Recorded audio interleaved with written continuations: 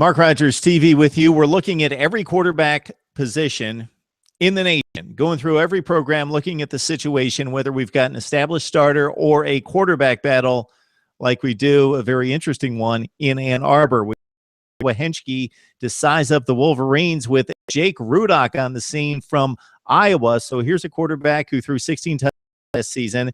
We also have Shane Morris in the mix, who the left-hander was a projected starter, certainly highly recruited.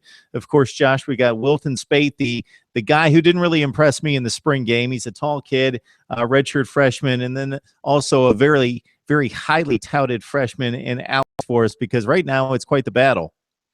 Yeah, I think the landscape of this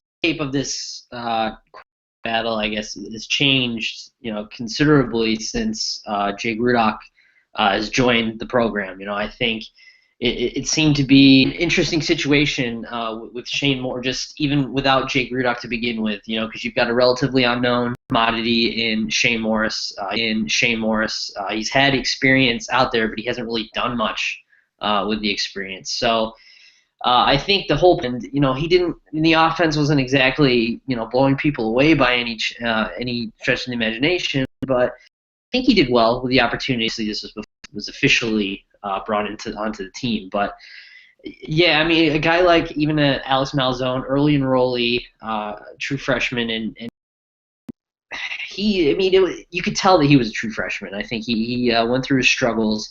I mean, he's been on campus during the. That's another, I guess you can consider him another, a cog to that, machine there, I guess. And Wilton Speight, he, again, another relatively unknown, was injured for some spring and didn't really participate in the spring game.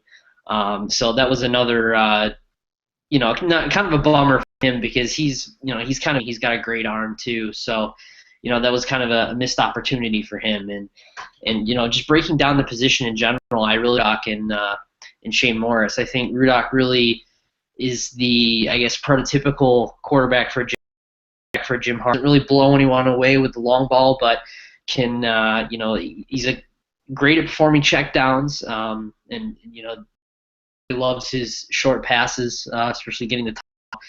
I don't necessarily think Rudock's guaranteed to be named this battle between him and Shane Morris, and I would not be surprised if Morris is named the starter come week 1. But the experience that Rudock has, he had a decent year last year. I mean, 16 touchdowns and very little interceptions, but again, that's because of such short passes that he's constantly throwing. So. It'll be interesting to see where this goes. I mean, I would not be surprised if Rudock was named starter, and I also wouldn't be surprised if Shane Morris was named starter as well. Career touchdown passes, much more accomplished. Shane Morris, arm strength there, who only threw 40 passes last year, looked pretty impressive to me, despite the result in the bowl game 2 years ago.